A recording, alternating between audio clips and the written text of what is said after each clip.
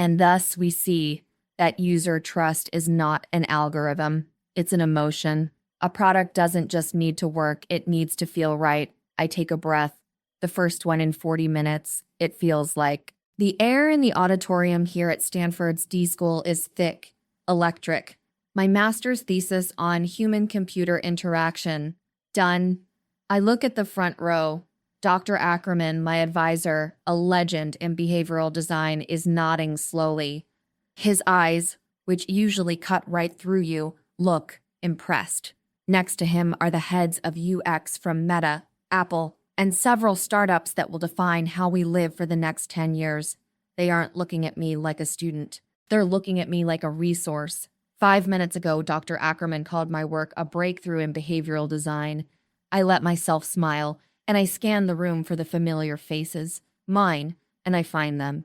Back row by the exit. My father, Mike, is checking his watch. My mother, Linda, is frantically checking her hair in her phone's black reflection. And my sister, Mia, she looks physically ill with boredom and is typing furiously. At that moment, my phone, resting on the lectern, buzzes. A text from Mom. We have to run, sweetie. Mia has her second callback for that indie film. It's a big deal. See you later. You looked nice. They didn't even hear the finale. They didn't see the VPs nodding. To them, this was just another one of Claire's boring school things. I swallow the lump in my throat, nod to the panel, and say, "Thank you." I walk down the aisle as my family is already slipping into the hallway. They didn't know the breakthrough wasn't just my work. It was my life. They didn't know that there was one person in that room who wasn't just listening. He had already put a value on my intellectual property. And he was about to help me cash them out. My name is Claire. I'm 24. To my family, I'm the quiet one. You know what quiet one really means. It's the polite word for invisible. It means you're the background. You're the person who remembers the birthdays, makes sure the coffee is stocked, and listens to everyone's problems, but no one ever asks about yours. Your infrastructure. You're just supposed to be there, dependable as the plumbing and just as unseen. My family, they're loud. The center of our universe is Mia, my younger sister, 21. Mia is an event. She's the flash, the laugh, the drama. She's the sun. My parents, Mike and Linda, are the planets who revolve desperately around her, basking in her glow, making sure nothing ever dims her shine. And me? I'm the distant moon, or maybe just a piece of space debris, only useful to brace yourself against as you fly past. My job has always been to be stable, predictable, and most importantly, useful. This dynamic has defined our entire lives. Mia announced at 18 she was dropping out of community college to be an actress. My parents called it brave. She's following her dream. My mom would gush to anyone who would listen. I, meanwhile, earned a full-ride scholarship to Stanford. You know what they call that, a safe bet. Do you see the difference? Her failures were valued more than my victories. Stanford wasn't safe. It was brutal. It was a battle. I wasn't just going to school. I was competing with the brightest, wealthiest, and most connected people in the world, and I was doing it alone. My scholarship covered tuition, but not life in the most expensive zip code in the country.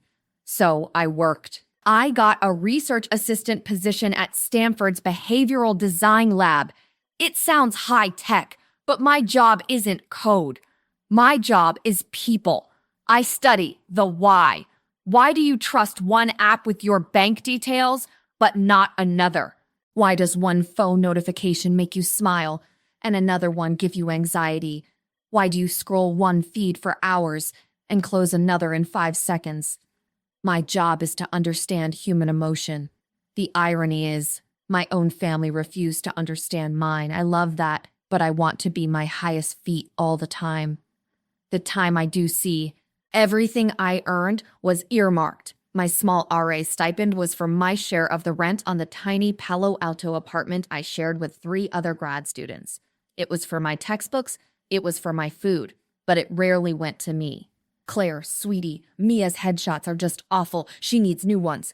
This photographer in LA is $1,500. You can help, right? You've got your... That, stiffened? Claire, Dad's car's on the fritz again. And Mia has to get to this audition on Saturday. We're just going to borrow a little from your savings, okay? You don't mind? It was never a question. It was a statement, a transaction. I was living on ramen noodles and stale lab coffee at 2 a.m. so Mia could live her dream, which mostly consisted of going to brunch with other aspiring actresses and paying for improv classes. And it wasn't just the money. Oh no, it was the emotional labor. When Mia bombed another big audition, who did she call, sobbing? Me, during my midterms. I was expected to drop everything and listen for an hour about how the casting director just didn't get her genius. When my parents fought about money because they'd spent it all on Mia, again, who was the mediator, me, at midnight, on the phone, trying to explain the concept of a budget to my father while my mother cried in the background. I was their free therapist, their financial planner, their ATM, their emotional punching bag. And what did I get in return? When I had my first paper published in a major journal? Oh, that's nice, dear. Did you know Mia got an extra part in a cereal commercial? She was on screen for 3 whole seconds when I won a research grant that funded my lab's expenses for a year. That's great, Claire. Does that mean you can help us with the deposit on Mia's new apartment in LA? They never saw me. They saw a function, a utility, a resource to be drained.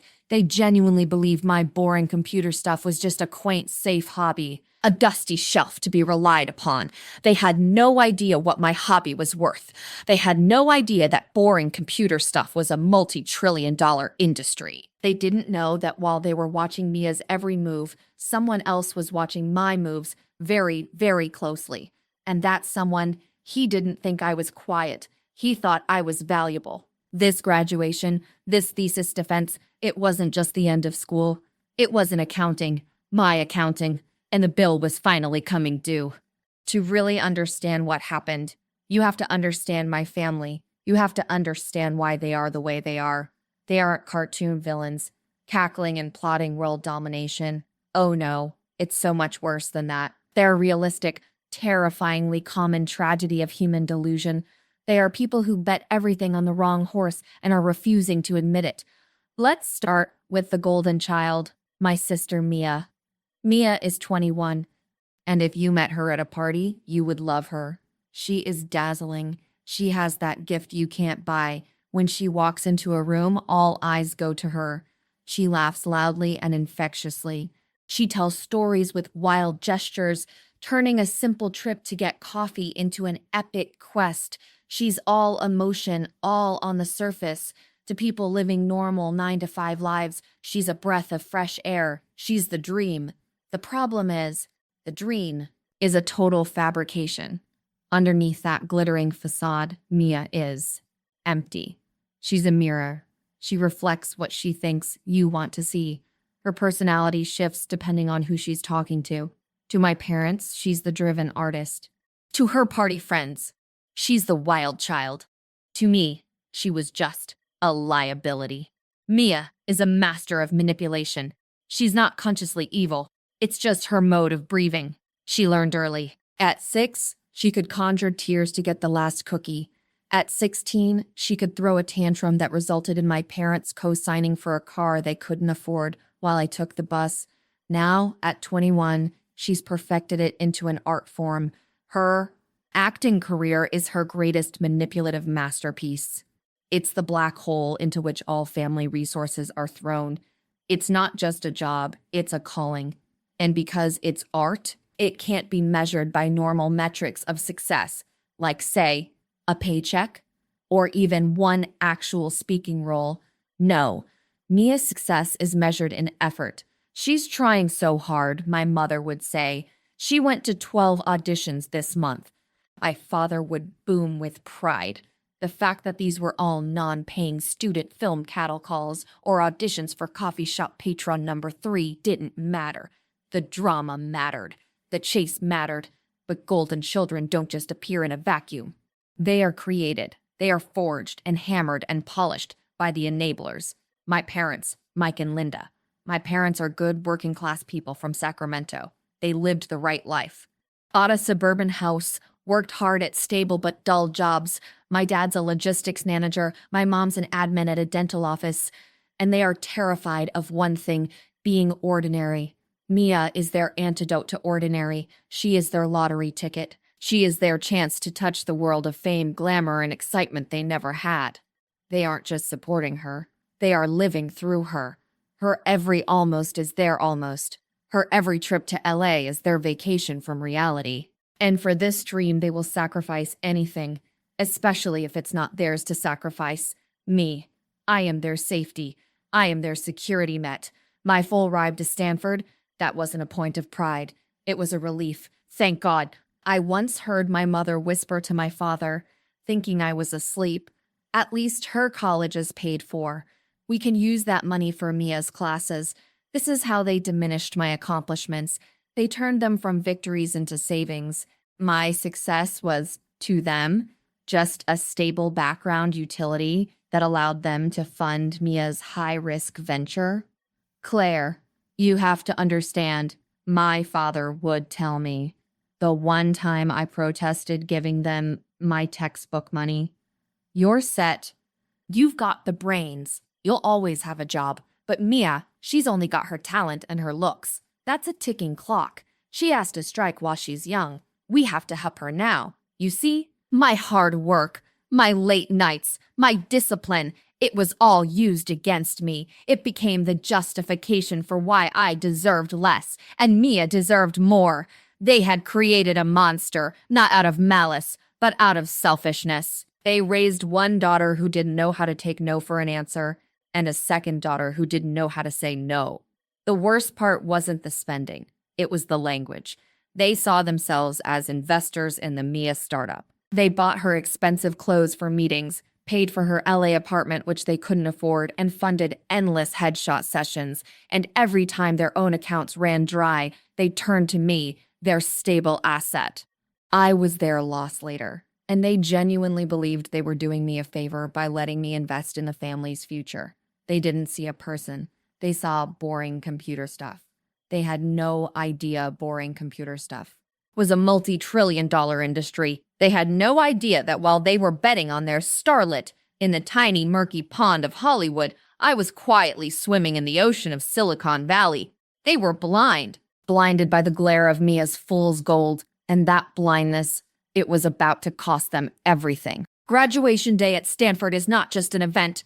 It's a production, a perfectly engineered spectacle. Thousands of folding chairs set with military precision on the grass. An ocean of black robes. Parents flown in from all over the world clutching bouquets and weeping with pride. And me, I felt like I was floating. All the sleepless nights, the gallons of coffee, the bouts of imposter syndrome where I was sure I'd be found out, it all led to this robe, this chair. I had texted my family 10 times. The ceremony starts at 10 a.m. sharp. Ease factor in Palo Alto traffic. Here is the GPS pin for the parking. Please, just be on time. Please. At 10:15, as the dean was giving the opening remarks, their seats were empty. I could feel the back of my neck burning.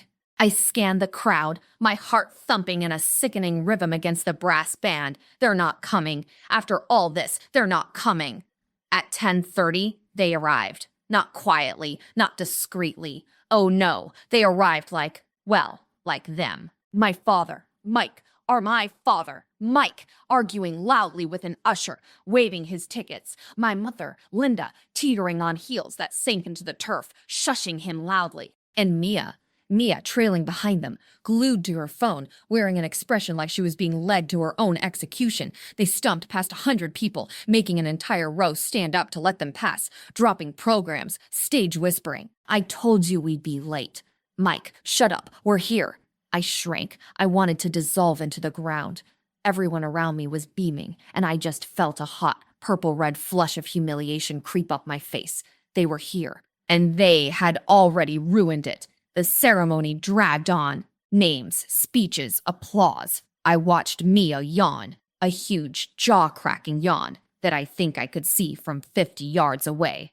Finally, it was time for the special department awards. And now, the dean of the D School, my advisor, Dr. Ackerman, said, "We present the annual D School Award for Innovation. This $50,000 prize recognizes a graduate student whose work demonstrates not just academic excellence, but a true breakthrough in how we interact with the world. I held my breath. For her thesis, Emotional Architecture, Designing for Trust in the Digital Environment, this year's award is presented to Claire Madison. For a second, the world stopped. Me? They said. My name? The stadium erupted. My classmates, my professors, they were all clapping for me. I stood up, my legs feeling like they were full of wet cement. I walked to the stage, my hands shaking. Dr. Ackerman gave me a hug and pressed the heavy crystal award into my hands, along with that giant, ridiculous cardboard check. $50,000. I held it. It was real. I turned to the crowd, smiling so hard my face ached. I found my family. Here it is. Look, I did it. I'm worth something. Please, just be proud of me. My father looked confused, but he was clapping. Mia looked like she'd just been slapped, and my mother, Linda, she wasn't clapping. She was leaning over to my father, her face lit up with a kind of rapture I hadn't seen since Mia won Miss Teen Sacramento at 16. I was only a few feet away, walking down the steps. I heard her as clearly as if she'd yelled it in my face. Thank God. Now we can finally afford to get Mia that big-time agent in L.A. The sound in the world switched off. The applause went silent. The brass band faded. There was just a white, roaring static in my ears. This check in my hands, it suddenly felt dirty. It wasn't an award. It wasn't a prize. It was a budget. The budget for Mia's next fantasy. My smile froze on my face, a brittle mask. I nodded, and I walked back to my seat, carrying my trophy and their check. That night, I had reservations at Evia Estatorio in Palo Alto, insanely expensive, authentic Greek, a celebration. I had been saving money from my RA stipend for this dinner for months. I wanted, just for one night, for them to feel like I could be glamorous too. The food was incredible. Grilled octopus, saganaki with flaming brandy, perfect moussaka. They ate. Oh, how they ate. Well, my father said, sopping up the last of a sauce with some bread. That wasn't half bad, Claire. Guess that prize money came in handy, huh? It really did, my mom chimed in, sipping her wine. I was paying for the $120 bottle. It's just perfect timing. We were just talking with Mia. Mom, Mia interrupted, pushing her plate away. She looked annoyed.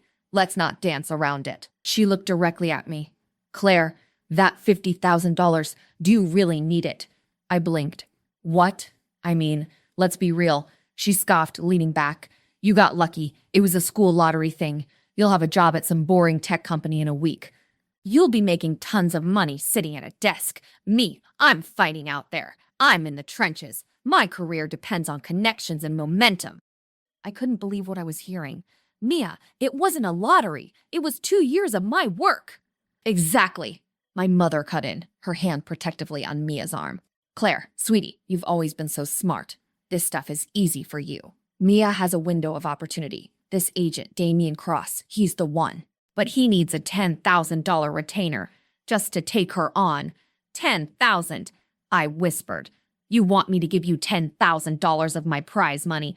Well, not us, my father huffed, frowning as if I was being unreasonable. It's an investment in your sister's future, and the family's future. And then Mia delivered the kill shot.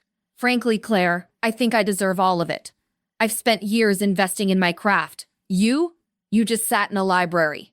My investment takes real capital. Yours doesn't. It's just selfish of you to keep it all for yourself. I looked at them, my mother nodding in solemn agreement, my father looking like this was all perfectly logical, my sister staring at me with open, hungry entitlement. I was paying $500 for this dinner, so they could sit here at my table eating my food and explain to me why my greatest victory actually belonged to them. The humiliation at the stadium had been sharp and fast, but this was a slow, sickening strangulation. I looked up at the waiter who was just approaching with the dessert menu. I smiled. That same frozen mask from the stadium. "You know what?" I said, my voice terrifyingly calm. "You're all right. This is a night for celebration." I picked up my wine glass. "Two investments." They smiled, relaxing. "They had won. Two investments," my mom said, raising her glass. They had no idea. They thought they had just secured 10 grand. They didn't know they had just lost everything. My family saw a $50,000 check. It was a concrete, tangible number they could understand. They could mentally spend it on headshots and agent retainers. It was their ceiling. They couldn't and wouldn't imagine that the real prize was 1,000 times bigger and completely invisible to them. They thought my award was a lucky break. They didn't know it was just a byproduct.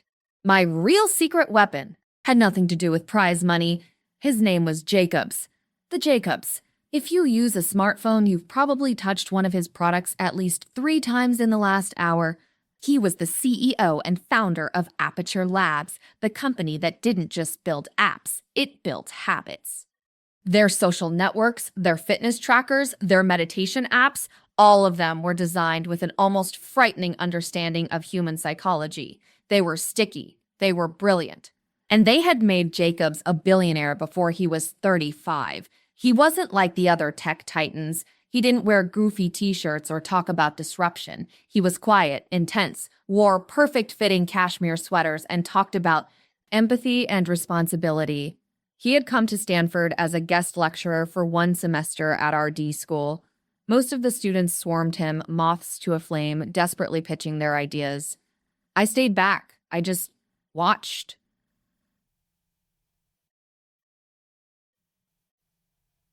I noticed he never looked at the slides the students presented. He watched the audience. He watched how people reacted. He, like me, was an observer. One day, after a lecture, he'd asked a question about why a competitor's app had failed. Everyone talked about bad UI, about slow load times. I raised my hand for the first time. "It failed," I said, my voice feeling too loud in the quiet, because it betrayed its users. It changed the algorithm without warning. It made them feel stupid. It broke trust. It wasn't a technical failure. It was an emotional one. The room went silent. Jacobs looked at me. He didn't smile. He just nodded, once, as if I'd confirmed something he already knew. "Stay after," he said. And that's how it started. It wasn't a formal mentorship. It was talks. Once every 2 weeks, then once a week. I'd go to his temporary office, and we wouldn't talk about code. We'd talk about fear, about trust, about why people share their deepest secrets with a device made of glass and metal. My thesis on emotional architecture was born in those conversations. While my family was hitting me up for $500 for me as emergencies, Jacobs was paying me $2,000 a month from his discretionary fund as a consultant, just to keep me talking to him. He was the first person in my life who didn't just listen to me, he heard me, and he was putting a price tag on it. "Claire," he'd said to me one day, leaning back in his chair, staring at me over his glasses, "academia will kill you. They'll turn your instincts into dry theory. Your work doesn't belong in a journal. It belongs in the hands of millions." 6 months before graduation, he made me an offer. Aperture Labs was starting a new incubator, a skunkworks project, to build the next generation of empathetic tech. He wanted my thesis to be its founding document. He offered me a job. 6-figure salary, stock options, the works. I said no. I saw the flicker of shock in his eyes, and then he smiled. "A real one. Why not?" he asked. "Because what I have isn't a job," I said, my voice shaking, but I held my ground. "You said it yourself. It's not theory. It's a product. You don't want to hire me. You want to hire my idea. If you hire me, I'm an employee, and my idea is yours. But if you want my intellectual property, you have to buy it." Jacob stared at me for a full minute. I thought I had ruined everything, that I, quiet Claire, had made a fatal error by having a backbone. "You're right," he said, finally. "You're absolutely right. Draw up a proposal." For the next 6 months, I wasn't just writing a thesis, I was building a company. With lawyers he was secretly paying for, we hammered out a deal. 1 week before graduation, 2 days before my family drove up to ruin my thesis defense. I sat in a conference room at Aperture Labs' San Francisco headquarters overlooking the Golden Gate Bridge. In front of me was the contract. It was not an employment agreement. It was an intellectual property acquisition deal. Aperture Labs was purchasing all rights to my thesis, my notes, and the design thinking patents I had quietly filed. They were forming a new independent subsidiary built around my research. I was being installed as the head of that subsidiary. And the acquisition price was $5 million, plus equity in the new company. $5 million. Sign, initial, date. When I walked out of that building, I had $50,000 in prize money, which I knew I'd win. Jacobs was a sponsor of the award, and $5 million sitting in a trust my lawyers had formed that same second. That was my secret weapon. It wasn't just a billionaire. It was a billionaire who valued me. It wasn't just a job. It was ownership. And it wasn't just a check. It was an arsenal. When I sat at that Greek restaurant, listening to my sister and parents debate how to best divvy up my prize money, I wasn't angry. I wasn't upset. For the first time in my life, I felt peace. I was bulletproof. They were throwing their petty little rocks at me, not knowing I was sitting inside a tank. They had no idea who they were talking to. They still saw Quiet Claire, the girl from the library, the safe bet. They didn't see Claire Madison, founder and head of product. They didn't see a woman who had just been capitalized with enough money to buy and sell them 10 times over. They wanted to invest my $50,000. That was cute. I was about to show them what a real return on investment looked like. It was 3 days. 3 days of blissful silence. After that dinner at Evia Estatorio, I did something I'd never done before. I lied. I'm so tired from all this. I told them on the sidewalk. You're right. I'll think about the investment in Mia. Just give me a couple of days to get my graduation paperwork sorted. I'll call you when my head is clear. It was what they wanted to hear. It made them feel in control. I saw my mom relax, saw Mia give me a rare, condescending smile. I had given them just enough rope. For those 3 days, I was in San Francisco, in boardrooms my family couldn't even dream of. I was meeting with lawyers, with CFOs, and with the design team Jacobs had already assembled for me. I wasn't Claire, the quiet one. I was Miss Madison, head of. We were building the launch plan for my new company. I was staying in a penthouse suite at the Four Seasons that Jacobs had comped for me while I looked for a place. The view was of the entire bay. My old Palo Alto apartment, shared with 3 other grads, felt like a memory from a different, sadder life. I let their calls go to voicemail. 3 from Mom, just checking in, sweetie. 2 from Dad. Claire, we need to talk about the plan.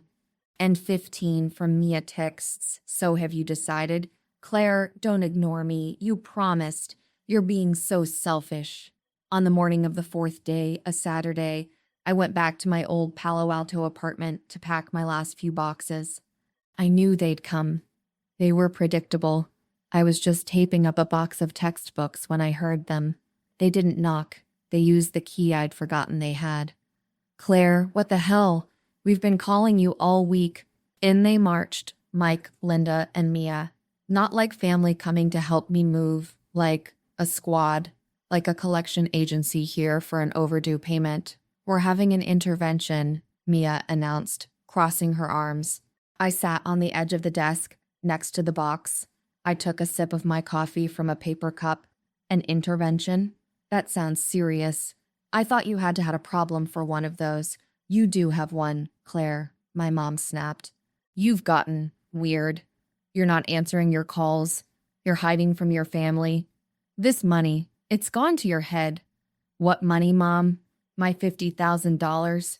I asked, trying to keep the irony from my voice. Yes, my father said, his face red with a kind of righteous anger. We are a family. We don't keep secrets. And we don't hoard money from each other. And we have a plan.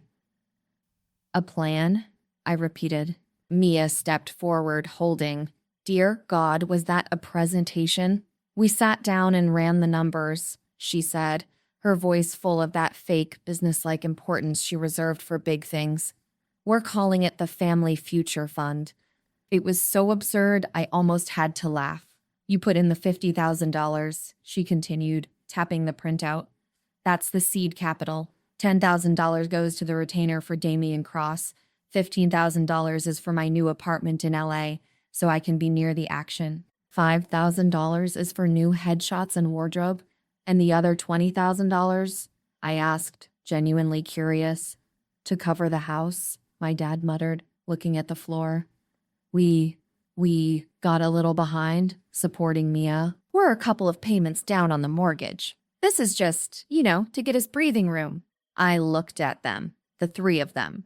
They had come to my apartment, uninvited, at 7 a.m. on a Saturday, with a printed-out presentation on how they were going to carve up my prize money. They had even budgeted for their own bad financial decisions. I was the Family Future Fund. I was their debt relief plan. I listened. I let them talk. Mia talked about return on investment and how she let me be her +1 at premieres. Mom cried about how they'd sacrificed everything for us. Dad talked about family duty. It went on for 10 minutes. 10 minutes of concentrated, uncut manipulation, entitlement, and staggering blindness. When they finally ran out of steam, the room was silent. They stared at me, expectant, like I was supposed to just nod, get my checkbook, and say, "What a great idea." I was quiet. I took another sip of coffee. "Claire?" my mom asked, her voice nervous now. "Sweetie, say something." "Are you finished?" I asked. My voice was low, but in the small apartment, it sounded like a gunshot. "Well, yes," my dad said. "We've laid it all out. It's the best plan for—" "You're right," I said, standing up. I walked over to my backpack, which was sitting on the kitchen counter. "I agree. It's important to invest wisely. And thank you." Relief washed over their faces. They smiled. They'd won. "Oh, thank God, Claire," my mom gushed. "I knew you'd understand. Thank you," I said, pulling my phone from the bag. Not my old crack screen one. My new company-issued one from Jacobs. "Thank you for laying it all out so clearly. You've been a big help." I hit a number on my speed dial. "What are you doing?" Mia asked, her smile fading. "Are you transferring the money?" "I'm making a call," I said, pressing the phone to my ear. "Like I said, I agree. Investments are important. I'd just like to get my financial advisor in on this. She's much better with numbers than I am." The call clicked on the other end. Chen speaking. It was Amanda Chen, the CFO of Aperture Labs, the most terrifying woman in Silicon Valley, known for gutting entire departments that missed her projections, and, as of this week, my new best friend. "Amanda," I said, my voice cool and clear. "It's Claire." "Yes, thanks. I'm fine. Listen, I'm in Palo Alto at my old apartment, 650 College Terrace, Unit 2B. Yes. My family has just presented me with an investment proposal, and I'd love your professional opinion on it. How fast can you get here?" I listened. 20 minutes. Perfect. Bring the red folder. Yes, that one.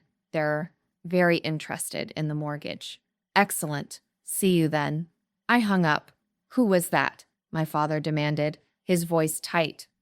"What financial advisor?" "Claire, what are you doing?" Mia shrieked. "What red folder? You're supposed to just transfer the money. We agreed."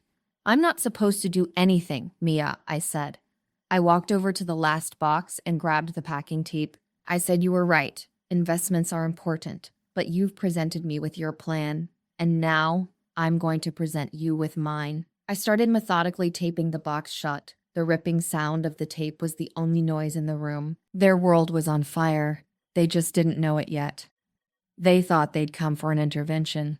They didn't realize this was an audit, and the retribution was already on its way. In a black, chauffeured Tesla, speeding down the 101. My family jumped. They looked at the door, then at me. There was fear in their eyes now. They didn't know what to expect, and it was driving them crazy. I went and opened the door. Amanda Chen stood on the threshold. She was Silicon Valley power incarnate, a perfectly tailored charcoal gray suit, Manolo Blahniks that probably cost more than all the furniture in this apartment, and a red leather folder tucked under her arm. Her expression was zero. She was a surgeon entering an OR. "Mrs. Madison," she said, her voice like ice. "You were having an intervention?" "Something like that," I said, stepping back to let her in. "Amanda, this is my family, Mike, Linda, and Mia." "Family? This is Amanda Chen. She's my CFO." The words "my CFO" hung in the air. My family gaped at her. "CFO of what?" Mia scoffed, trying to regain her footing. "Your $50,000 bank account? Claire, this is the most ridiculous." Amanda ignored her. She walked to the kitchen table, placed the red folder on it, and unzipped it. The sound was deafeningly loud. "A pleasure," Amanda said, addressing my parents.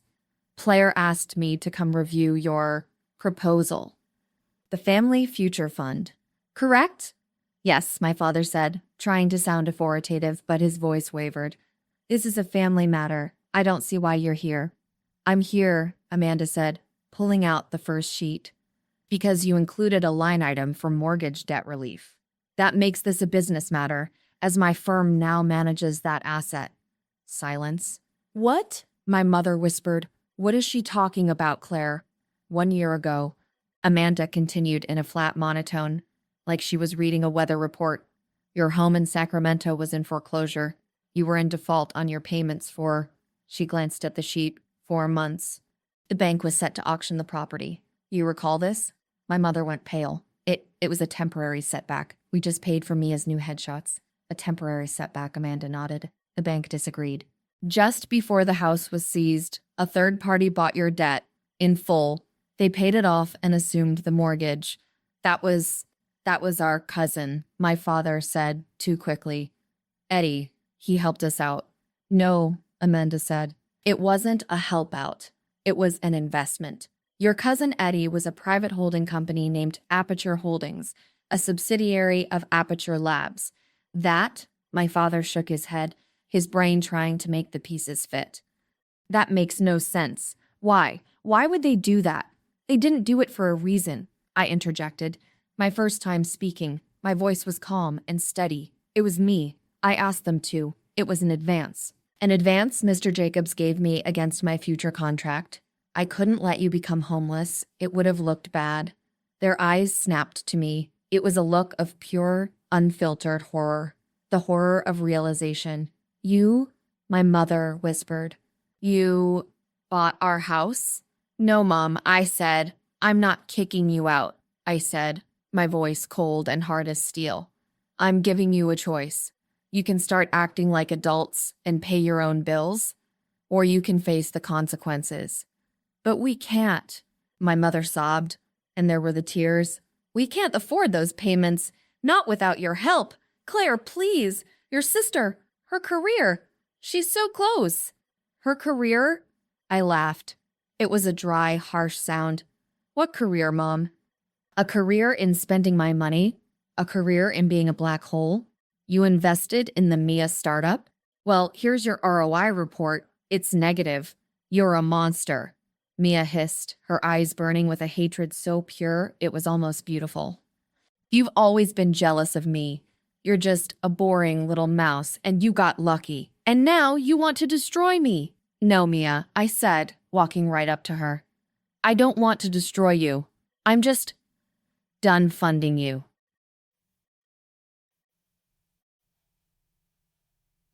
"You said I was selfish for wanting to keep my $50,000. You were right. It was selfish. So I'm putting it all into the Family Future Fund." Their heads snapped up. "Hope as a down payment on the mortgage you all now owe me," I finished. The world caved in. My father sat back down, holding his head. My mother was openly weeping, a terrible wailing sound. "What are we going to do? What are we going to do?" And Mia, she just stared at me. The hatred was so pure, so concentrated. It was a physical thing. "I hate you," she whispered. "I know," I said. "You hate me because the faucet is turned off. You hate me because I was the better investment. You hate me because boring Claire just won. I picked up my backpack. I picked up the last box. Amanda, I said, please make sure they get copies of all the documents and the payment schedule. I'll be in the car. Claire, my mom shrieked, running to me, grabbing my arm. Don't leave. Don't do this to us. We love you. You're our daughter. I slowly, deliberately removed her hand from my arm. Do you love me or do you love my bank account? You love quiet, Claire, the one who pays the bills and listens to your problems. But that Claire, she's gone. You chased her away. At that graduation, at that restaurant, and this morning, right here, with your pathetic presentation. I looked at them one last time, 3 broken, selfish people standing in the wreckage of a life they built on my back. I invested in you for 20 years, I said, my voice finally calm. The return was 0. I've decided to invest in myself. Turns out it was a very smart move. I turned, Amanda gave me a nod, and I walked out the door. I didn't look back. I walked down the stairs, my mother's sobs and Mia's furious screams echoing behind me. But then I stepped out onto the bright, sun-drenched Palo Alto sidewalk. A black, chauffeured Tesla was waiting. I got in the back seat. The driver asked, "Where to, Miss Madison?" I looked at my reflection in the window. I wasn't quiet anymore. I was free. San Francisco, I said, to my new office.